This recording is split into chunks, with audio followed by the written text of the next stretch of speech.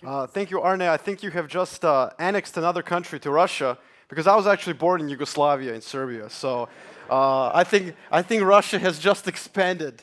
But that's okay.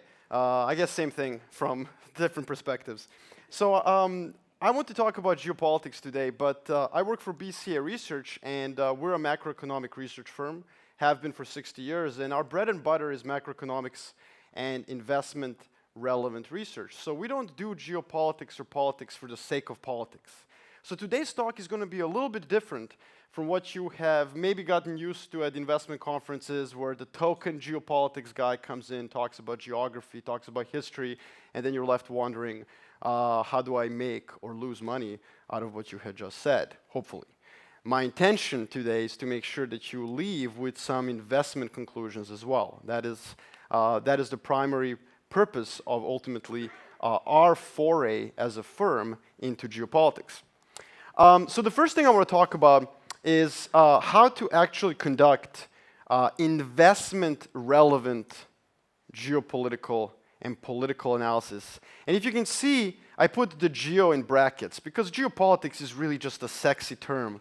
But what we actually do is we don't just focus on geopolitics, we focus on any issue where a policymaker is making investment-relevant decisions. So what I mean by that is that every time that supply and demand on their own are not determining the price, every time the ceteris paribus of economics is insufficient to determine the future prospect of the market, this is usually the case where policymakers get in, where they're involved in some way. They're pulling the levers in some way, shape, or form. And this is where myself and my team at BCA Research, this is where we get involved. So how do we then use our methodology, our skills? What's our philosophy? What's our approach to effectively trying to forecast, not the market, but forecast policymakers and how they then impact the market? How is it that we do that?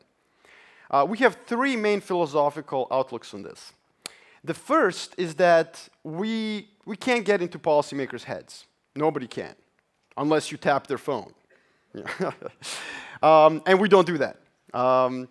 But what we try to do is we try to move away from preference-based analysis. We don't really care what Vladimir Putin or Janet Yellen or Dilma Rousseff or any other policymaker out there wants, what they prefer. We care about what are the constraints in which they operate.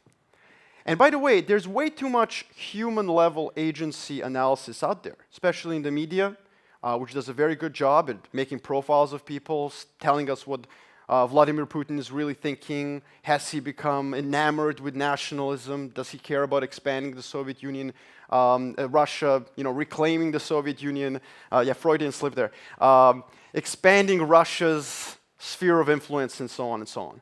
But there's not enough thorough analysis done about whether or not he can do what he wants.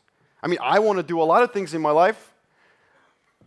I like certain cars. I'd like to have a certain type of a house. I would like my kids to behave. But those are my preferences. The constraints are the reality in which you live in. And that's why I think for investment analysis, for geopolitical analysis to be investment relevant, we have to be in the world of constraints. The second issue that we abide by religiously at BCA Research is to think about geopolitics in a risk-neutral manner. What does that mean? It means that geopolitics and politics is not just about risks. So if you thought that today's conversation was going to be only about risks and that you will leave this room saying yet again, man, that geopolitics guy, he just wants me to buy gold ETFs, and that's it. Well, that's not what this talk is about. Because geopolitics is like any other tool in your investment toolbox. It's like valuation analysis, it's like momentum and technical analysis, macroeconomics, for which of course you will read that monochrome BCA book that we have given you. It's like any of those tools, and it can reveal both risks and opportunities. And the final point is that I don't think we as investors should concentrate too much on tail risks. I think tail risks have gotten very good PR. Tail risks are very difficult to forecast. They're low probability events with high magnitude. I mean, certainly we should think about them. We should whiteboard, brainstorm about them. What happens if Israel attacks Iran? Okay, well, let's sit down. Let's think about it. How does it affect my portfolio? That's okay. But we shouldn't become over-obsessed with it because it leaves us off the hook. And here's what I mean by that. If you're an investor and you have constructed an investment view or your portfolio, and you only worry about politics as something that drops unexpectedly out of the sky, then you're letting yourself off the hook. Because every single one of your views in that portfolio rests on political and geopolitical assumptions. And as Mark Twain says, and that's why I have that quote there, it ain't what you don't know that gets you into trouble, it's what you know for sure that just ain't so. So you have to think about your portfolio and what assumptions it's resting on. Are you too complacent about the growth of middle class in emerging markets?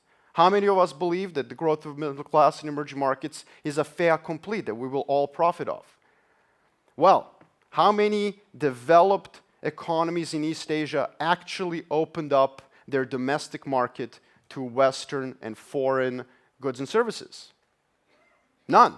None did. South Korea, Taiwan, Japan, they were all extremely protectionist. And that allowed them to move up the value chain. So the idea that the Chinese will do differently and allow us to sell them, Apple or Nokia or Audi and so on forever is an assumption we're making. I'm not saying it's incorrect. I'm just saying that it's one that I would definitely want to thoroughly examine. So let's move on to the actual forecast and how we apply this methodology. Let's talk about some substantive issues. I want to focus on several themes today. First, I want to present, and I want to spend most of the time today actually talking about the 10,000-meter view, the overarching view, and then descend down from that view into different regional forecasts. So the first thing I want to talk about is I want to talk about what is the world today defined by. And it's defined by multipolarity. And I'm going to get into what that means, and what it means for investors, and what it means for geopolitics, and what it means for different regional crises out there, the Middle East, East Asia, and then of course, Europe. Then I want to talk about emerging markets, which, as you can see, I have defined as a bloodbath. In my view, the emerging market decade is over. And I'm going to talk about how investors should view emerging markets going forward and what is the critical political way to look for opportunities in emerging markets. And finally, time provided, we're going to talk a little bit about developed markets as well, Europe and the US and Japan if we have time. But the first thing I want to talk about is what kind of a world we're living in. We're living in a world that political scientists would call a multipolar world. So how do I explain what this is? The anecdote I use of what a multipolar world looks like is the recent airplane trip I took from Switzerland, from Zurich to Bangkok. That was the flight. Now, most Asia-bound European flights traditionally fly over Ukraine because it's, right in the middle of the Eurasian continent. Now, I was taking this flight in August, so this was after the MH17 shooting down. So for the first time ever, I noticed that my fellow passengers, for their in-flight entertainment option, decided to choose the flight tracker. Everyone in the cabin was intently staring at the little icon of the plane flying, over Europe. So we flew out of Switzerland, we got into Austria, we got into Hungary, and then everyone was looking at the screen. What's next? At this point, the pilot decided to take a southerly route. So we were skimming the Black Sea coast of Ukraine. At this point, everybody relaxed.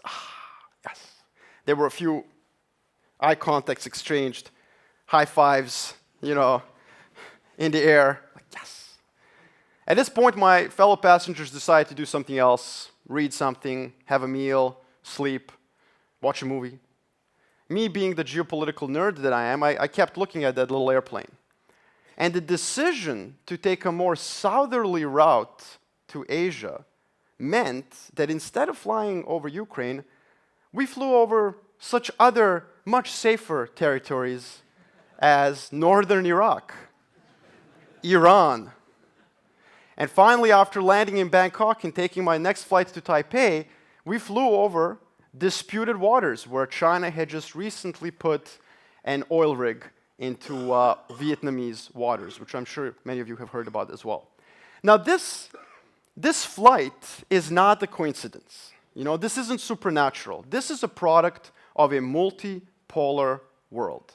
It is a world where neither one nor two countries dominate. So we're not in a bipolar Cold War situation, and American hegemony of the past several years is fraying, of the past 2 decades is fraying. It means that more than two countries effectively have the ability to pursue an independent foreign policy. And I'm going to talk about why this is bad. But before I do that, I want to talk first of all about what hegemonic stability has given us. Hegemonic stability means that there's a hegemon in the world, a very, very powerful country, i.e. the US. And if you want to talk about hegemonic stability, if you want to read more about it, there's a great book by Charles Kindleberger called The World in Depression. And he talks about how during the 1930s, the Great Depression ended up really causing the Second World War because there was no single power to coordinate the reaction of the world to this calamity.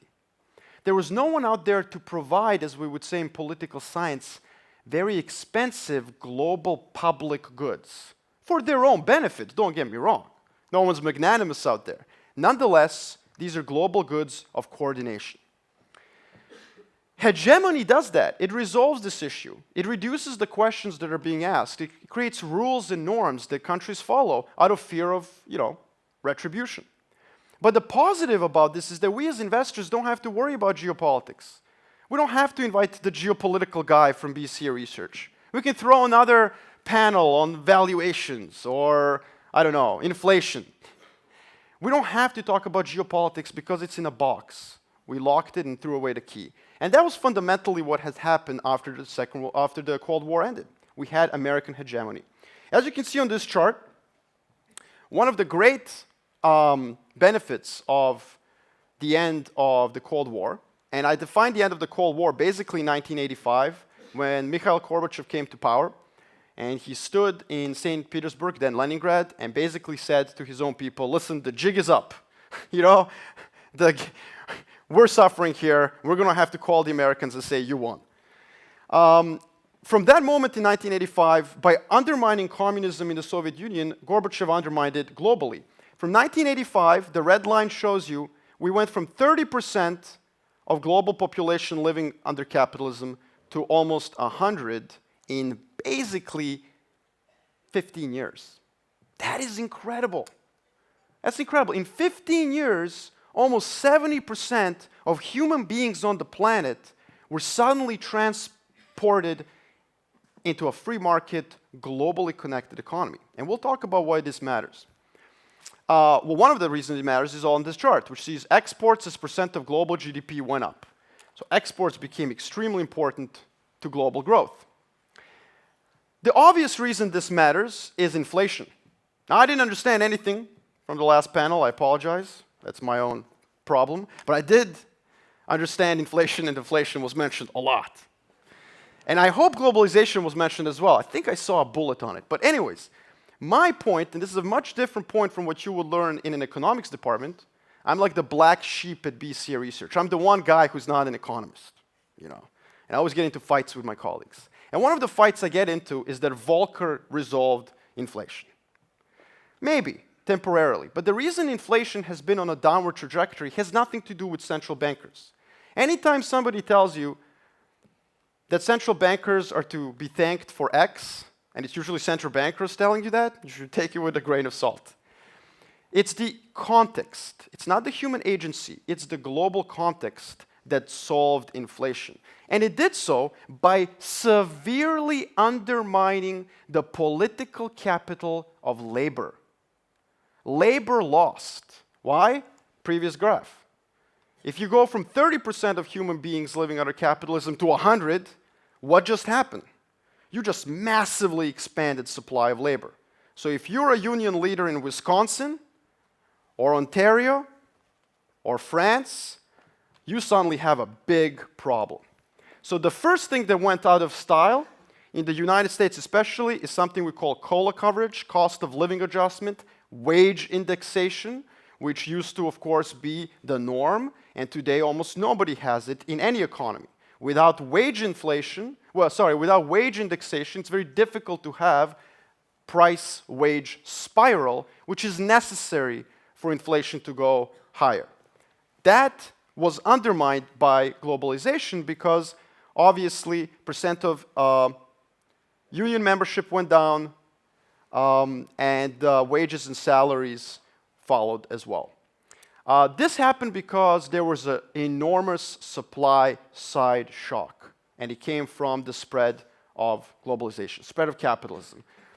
Now, this was, of course, great on many, many levels. It produced the peace dividend that we have all enjoyed.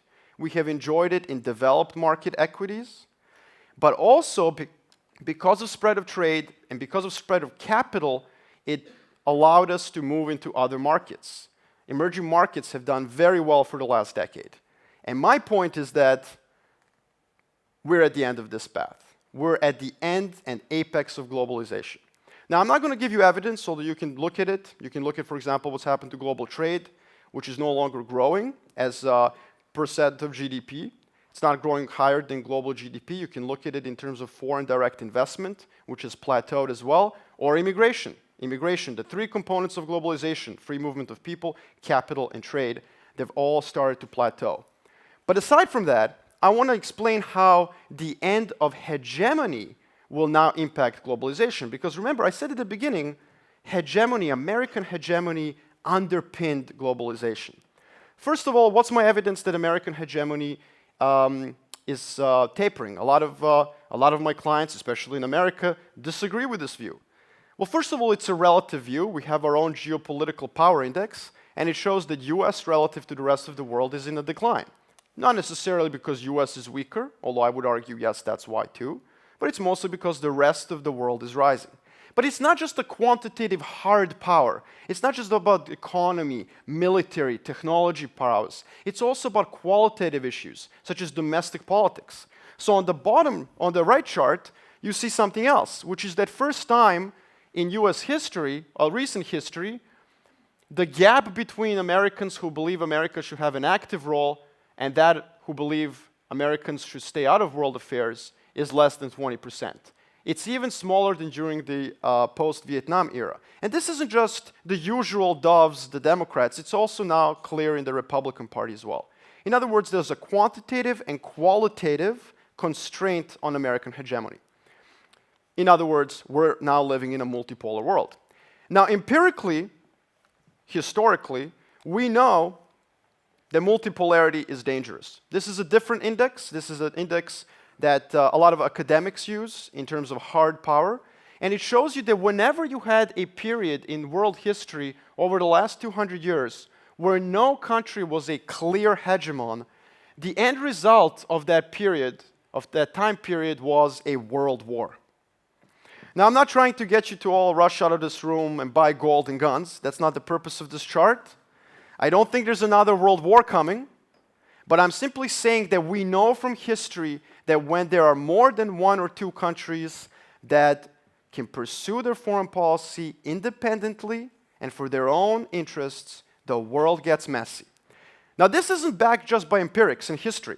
This is backed by game theory as well. And I'm going to give you a very simple example here. It comes down to how many veto players there are in a game, which is a fancy way of saying the following. Let's say all of us wanted to go have a beer tonight, okay? And one person was in charge. One person was in charge of where we go to have a pint of beer. Done. We go there, we have beer. Let's say two people in this room were in charge, and they hated each other. We would have a debate for about 10 minutes where we're going to go have a beer, and then we would go to two different pubs. That's it. Now let's say that 17 people in this room were in charge of where we're going to have beer. It would be a mess. And we would never end up going anywhere. We would probably argue and disagree, and then finally our spouses would start emailing us and texting us, come back home, the kids are annoying me, you're not going to have beer tonight. The point is that the more independent players there are in a game, the more of the information being played in that game is relevant. And that makes forecasting more difficult, which means there's more unreliability and more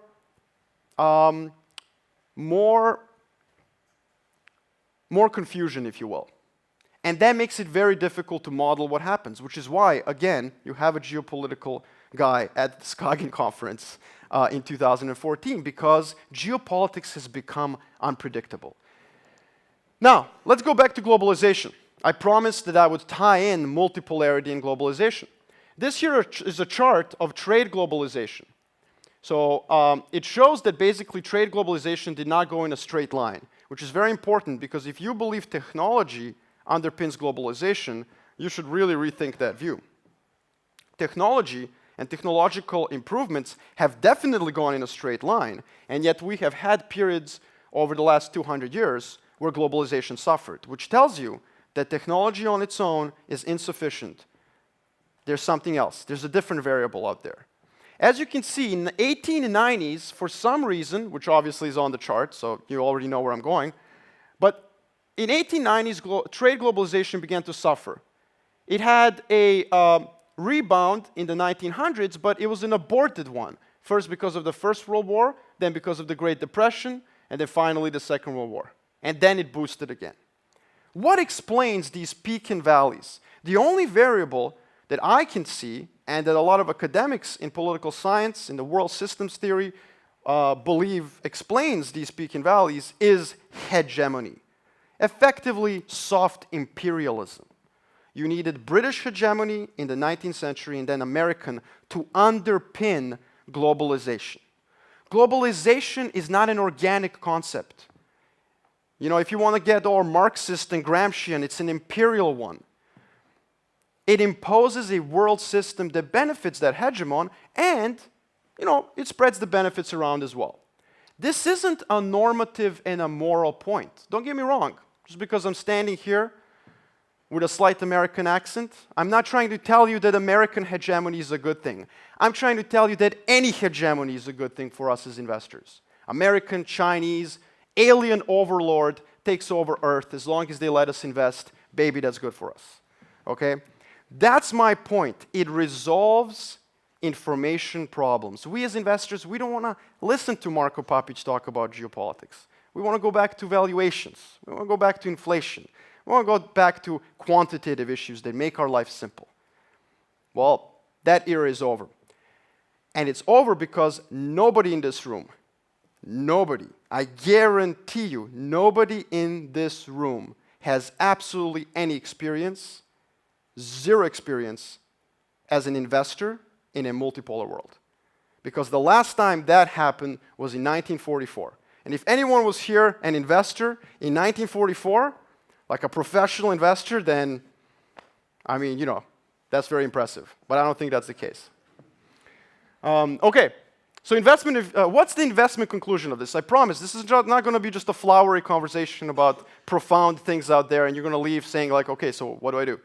Well, first thing, I think that what's obvious about this is that the first investment conclusion is that developed markets are going to benefit over the next decade over emerging markets. There's now many other reasons why I think this is the case, and you'll see in my emerging market section.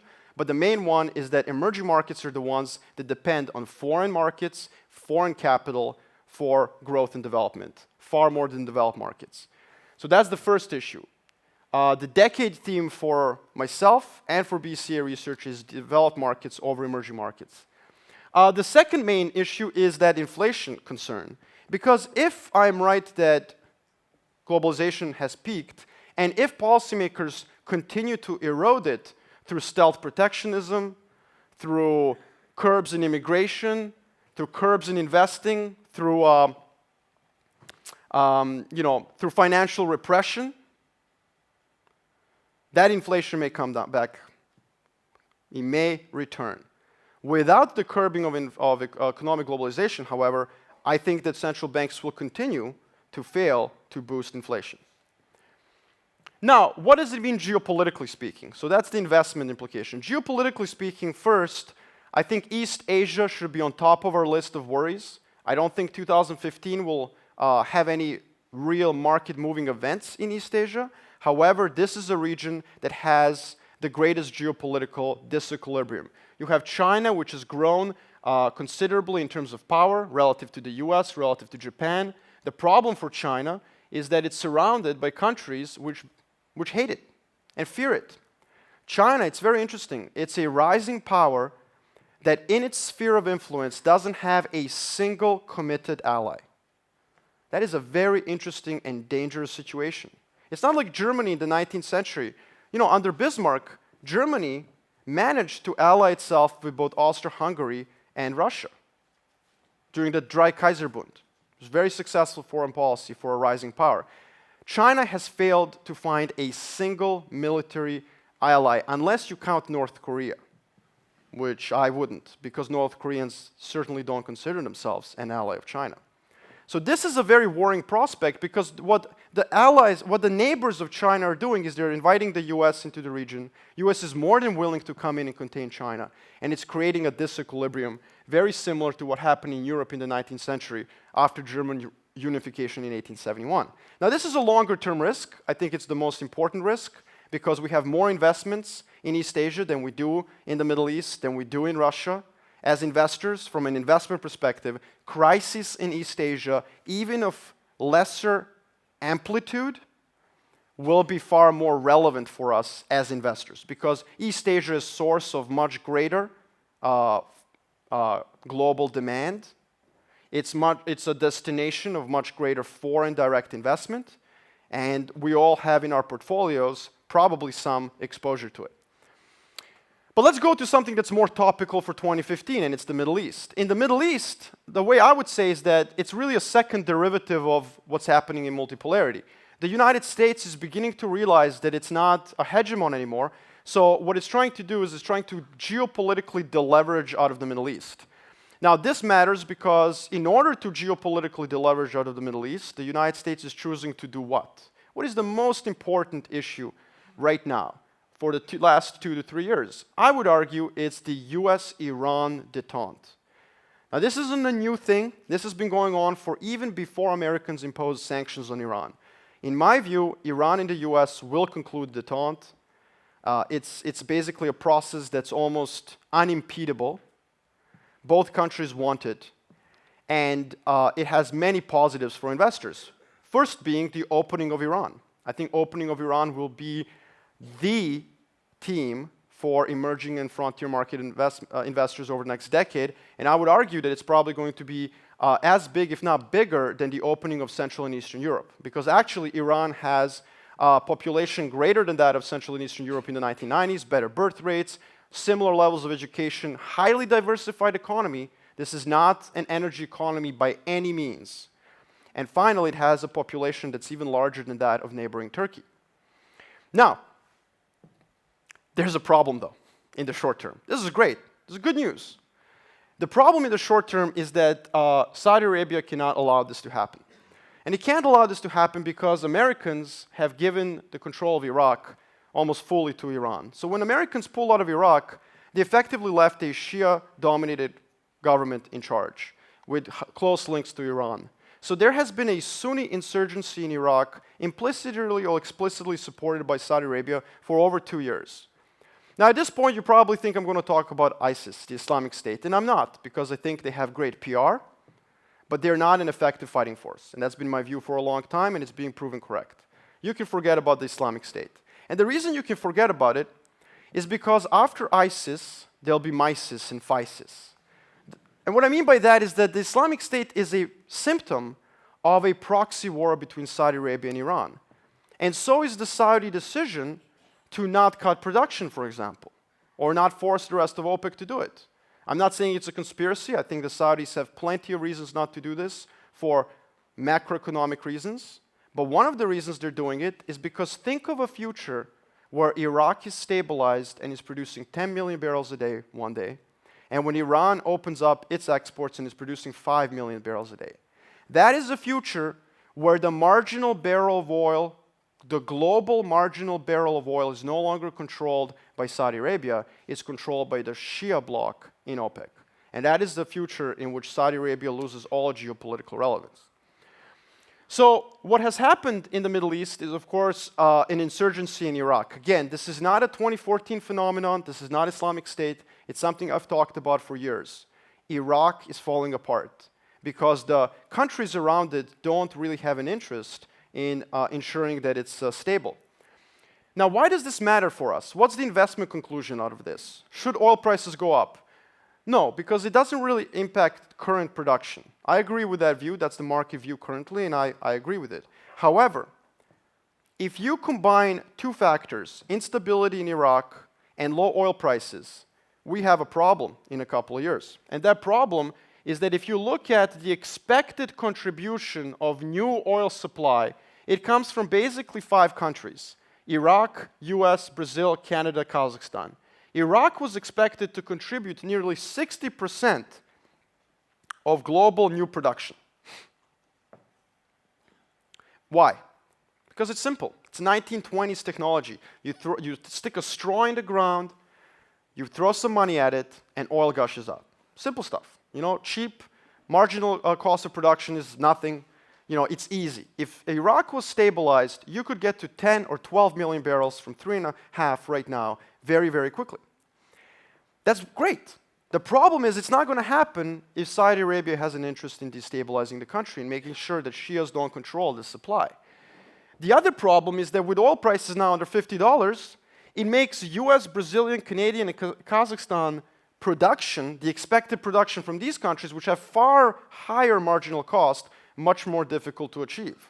So we really need Iraq at $50 a barrel, because it's the only producer that can actually produce oil at those low costs. Kazakhstan, it's all about the Kashagan field in North Caspian Sea, which prices are like $800 a barrel or something. I don't even know anymore. That thing has failed miserably. You know, Brazil assures investors that the marginal cost of all those salt flats is like $60. Assures them. Yeah, because Petrobras has really been very good at assuring investors of their credibility. In other words, we have a lot of problems out there. Without Iraq, we will not have enough supply to meet global demand in a couple of years. So I think that the current oil prices have overshot to the downside. Finally, everybody wants me to talk about Russia, of course, in Norway. And I think it's also a product of multipolarity. Russia has an interest in ensuring that it has a sphere of influence. It's not because they're evil. It's because they're thinking like everybody else thinks out there. It's just natural. Ukraine is a natural part of their sphere of influence. But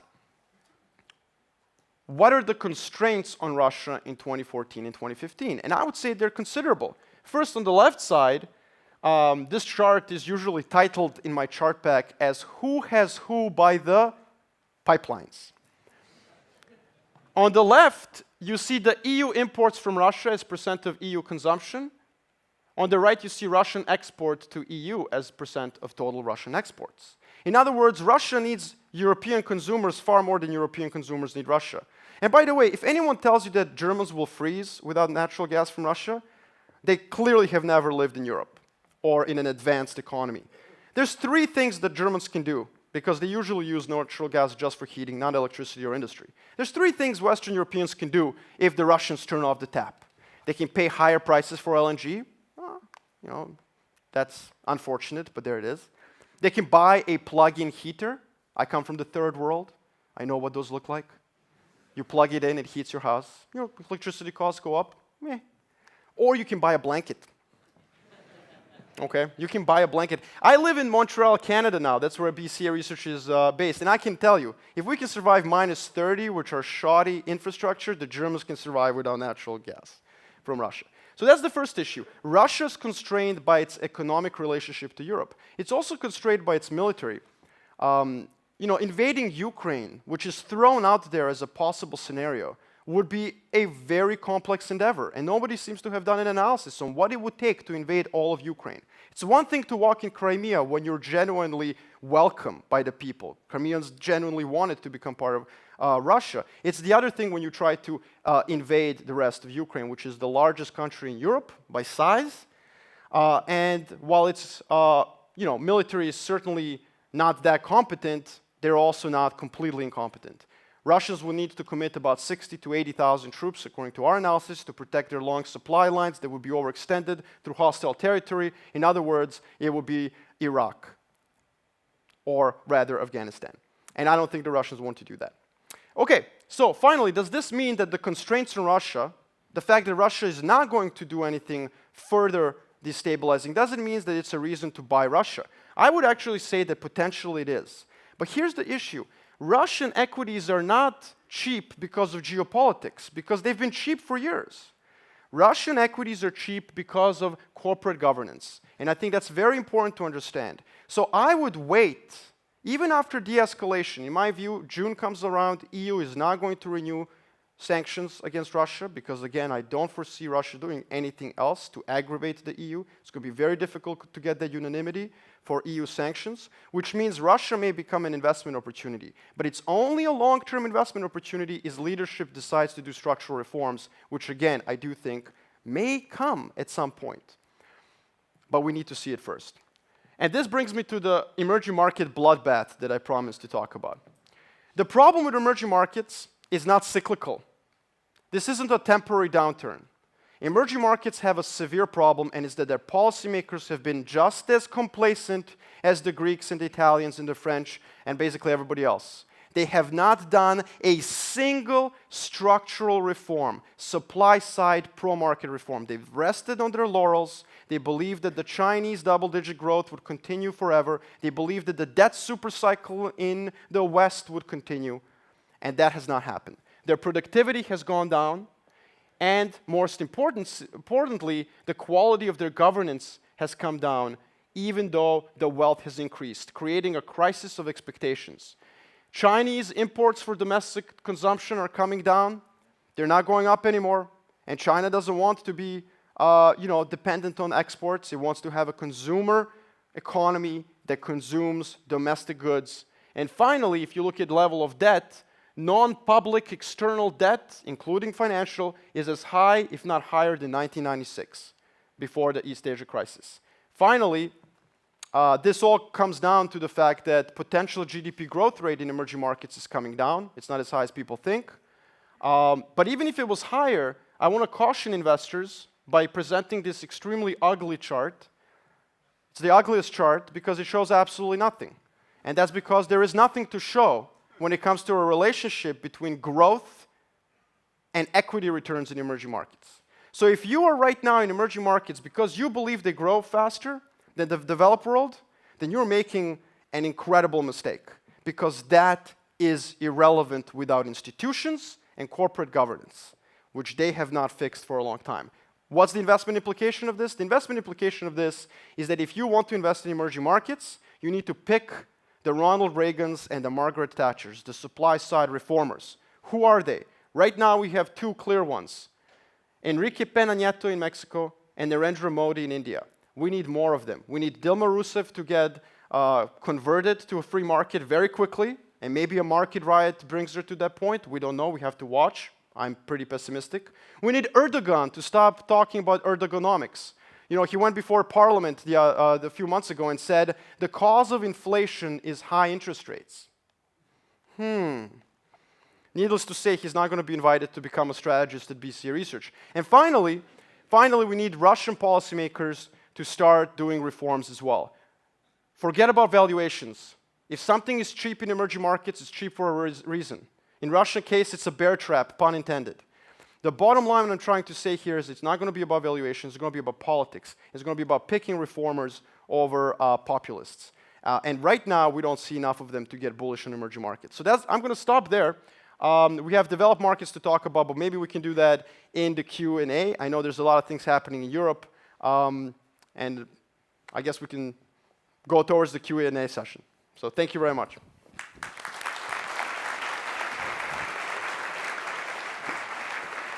Thank you, Marko. And I apologize for saying that you were born in Russia.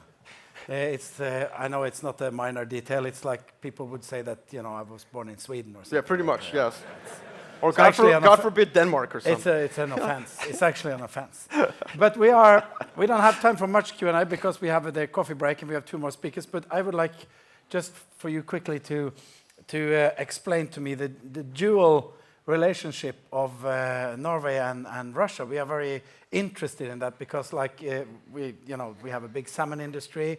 They are banned for going into Russia. While on the other hand, if you go to the north of Norway, like Finnmark, I was there not long ago. There's an excellent relationship between Norwegians and Russians. And how come it can be so dual?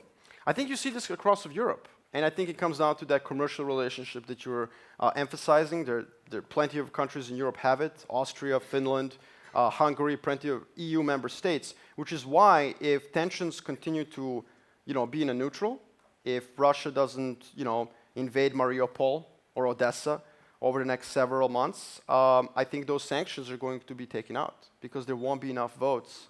Well, even a single veto would make it difficult to renew the sanctions. I think this, along with the ECB QE, and along with the relatively overstated political risk in Europe, actually makes European equities very attractive next year. Because if Russia tensions are resolved, if ECB QE comes through, which it will, I think there's, and political risks like Greece are actually overstated. I don't have much time to talk about it, but that's my view. I think you have a very favorable opportunity next year in euro area equities. The one risk that I do want to say, and that most investors completely misjudge, is the OMT court case before the ECJ right now.